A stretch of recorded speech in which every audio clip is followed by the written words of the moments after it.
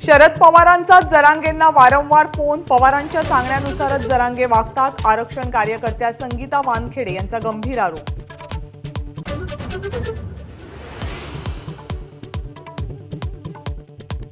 अजय बारसकर गावातल्या महिलांवर अत्याचार करतो, जरांगेंचा गंभीर आरोप। शिंदे फडणवीसांनी सुपारी दिल्याचा आरोप, तर सरकारला ट्रॅप लावण्याची गरज नाही, शंभूराज देसाईंचं प्रत्युत्तर।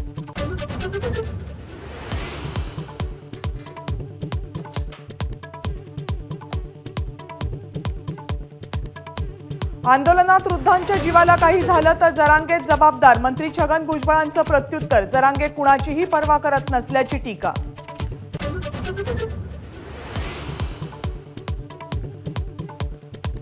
मुंबईतल्या कुर्ल्यामध्ये वंचित बहुजन आघाडीचा रास्ता रोको, महानगरपालिकेनं विना नोटीस पक्ष कार्यालय तोडल्याचा वंचितचा आरोप।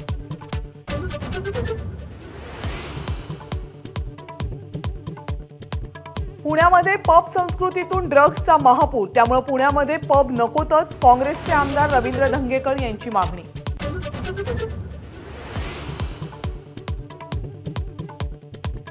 वाढवण मंदिराविरोधात सुरू असलेला रास्ता रोको अखेर मागे, तब्बल 2.5 तासांनंतर रास्ता रोको आंदोलक हटले, सकाळपासून रखडलेली वाहतूक सुरू।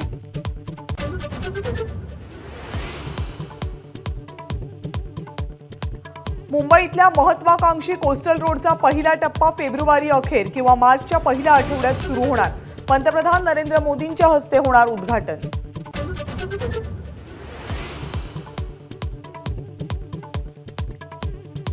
देशभरात सीबीआयचे 30 ठिकाणांवर छापे, जम्मू काश्मीरचे माजी राज्यपाल सत्यपाल मलिक यांच्यासह निकटवर्तीयांवर छापेमारी, मुंबईसह यूपी, बिहार, राजस्थान, हरियाणामध्ये ही कारवाई।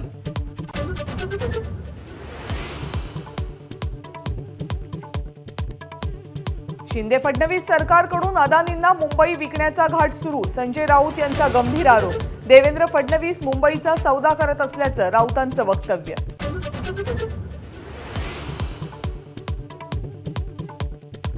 राज्यातील निवासी डॉक्टरांचा आज संध्याकाळी 5 वाजल्यापासून संप, अजित पवारांसोबतच्या बैठकीत आश्वासनांची पूर्तता न झाल्यानं संपाची हाक।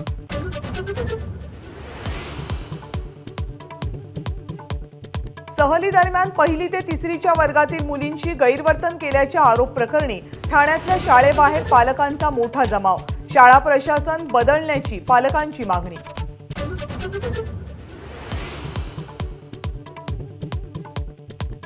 महाराष्ट्र भूषण पुरस्कारांचं आज वितरण, ज्येष्ठ अभिनेते अशोक सराफ यांना पुरस्कार प्रदान होणार, मुख्यमंत्र्यांसह 2ही उपमुख्यमंत्र्यांची उपस्थिती।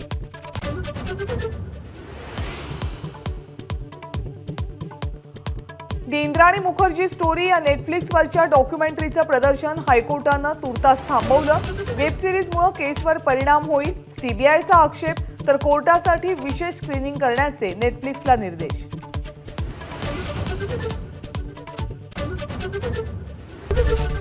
एबीपी माझा, उघडा डोळे बघा नीट।